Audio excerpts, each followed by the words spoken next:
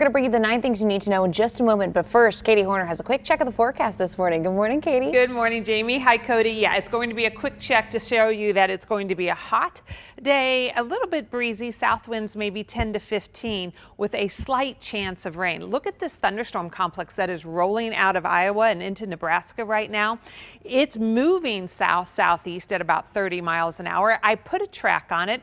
If it held together, it would not make it down to our area until closer to noon, 1 o'clock, because it's just not moving that fast right now. But the forecast models show it comes down and it kind of just fizzles apart. So we're not looking to get much rain out of that. It does, though, leave a boundary that could spark additional showers and thunderstorms overnight tonight and early tomorrow morning. That's really when we have the better chance of rain. But even with the clouds and that rain in our forecast, the main thing you're going to note is how hot and how windy it's going to be as we head into the weekend.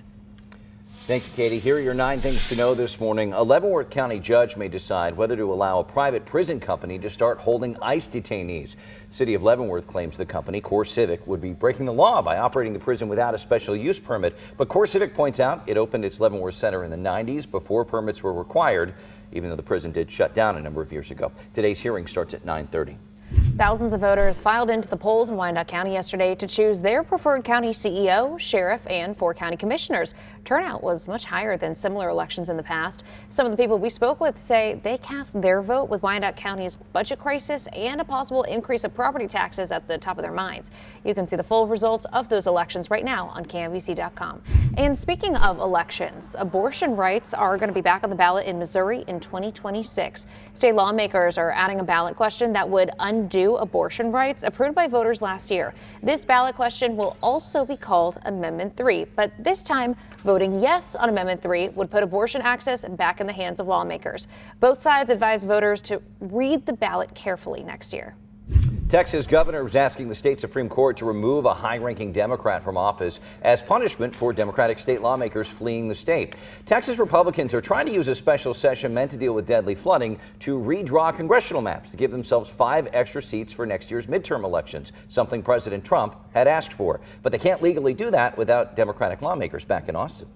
Health and Human Services Secretary Robert F. Kennedy is ending development of many new vaccines. Kennedy, without evidence, claims mRNA vaccines are ineffective and don't protect against infection. The decision stops development of COVID, RSV, and some flu vaccines, as well as others that are in development. One infectious disease expert calls it, quote, the most dangerous public health decision in more than 50 years. The U.S. Department of Justice is preparing to seek federal hate crime charges and possibly the death penalty against a man accused of killing 2 Israeli embassy staffers. A gunman killed Prairie Village native Sarah Milgram and her boyfriend Yaron Lashinsky as they left an event at the Capitol Jewish Museum in Washington, D.C. in May. Prosecutors say the suspected shooter told detectives he did it for Palestine and Gaza. He's due back in court on Friday. The House Oversight Committee is sending subpoenas to the Clintons, former attorneys general, FBI directors, and more as lawmakers continue their quest to unearth the secrets of Jeffrey Epstein's sex trafficking operation.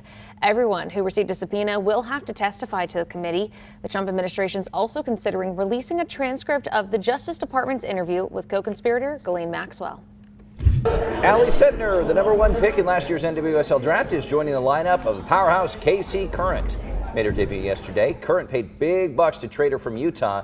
Team leaders say she'll play an important role in the team's goal of winning a championship.